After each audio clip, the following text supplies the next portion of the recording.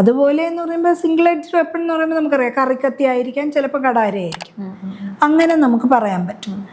ചില കേസുകളിൽ ഈ വെപ്പൺ അവർക്ക് റിക്കവർ ചെയ്യാൻ പറ്റുന്നില്ലെങ്കിൽ പോലീസ് പോയി വെപ്പൺ ഉണ്ടാക്കിച്ചുകൊണ്ട് വരും മെഷർമെൻറ്റ്സും.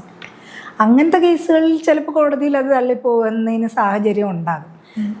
ആക്യുറേറ്റ് മെഷർമെന്റ്സ് ഒക്കെ അറിഞ്ഞാലേ അത് നമുക്ക് പറ്റും. പക്ഷേ സ്റ്റേറ്റ്മെന്റ് കൊടുക്കുമ്പോൾ ഈ വെപ്പൺ ഇങ്ങനെ ആയിരിക്കാം എന്നേ നമ്മളിപ്പോൾ പറയാറുള്ളൂ.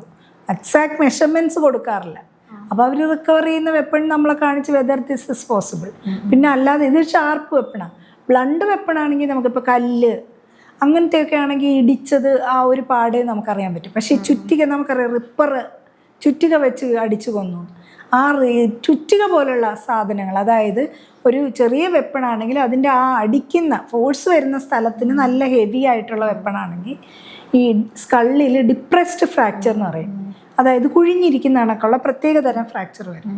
അപ്പോൾ ആ ഫ്രാക്ചർ ഉണ്ടെങ്കിൽ നമുക്ക് ഇതുപോലൊരു വെപ്പണാണെന്ന് പറയാൻ പറ്റും. അങ്ങനെയായിരിക്കും റിപ്പർ ഈ ചുറ്റിക വെച്ചാണ് അടിച്ചു വന്നതെന്ന് ചിലപ്പോൾ കണ്ടെത്താൻ കഴിഞ്ഞിട്ടുള്ളത്. അതൊക്കെ ഞാൻ സ്കൂളിൽ പഠിക്കുന്ന കാലത്തുള്ള കഥ. ഇതാണ് കേസ് റിപ്പർ. അതുപോലത്തെ ഒരു കേസ് കൊല്ലത്ത് മുമ്പുണ്ടായിരുന്നു. കുറേ ആൾക്കാരെ വഴിയരികെ കിടന്നുറങ്ങുന്ന ആൾക്കാരെ ആരോ ഒരാൾ വന്ന് ഇതുപോലെ കൊല്ലുന്നുണ്ടായിരുന്നു. അത് പിന്നെന്തായി എന്നുള്ളത് എനിക്ക് എത്ര ഫോളോ അപ്പില്ല. അതിൽ 1-2 കേസുകൾ ഞാനും ചെയ്തിട്ടുള്ളത്.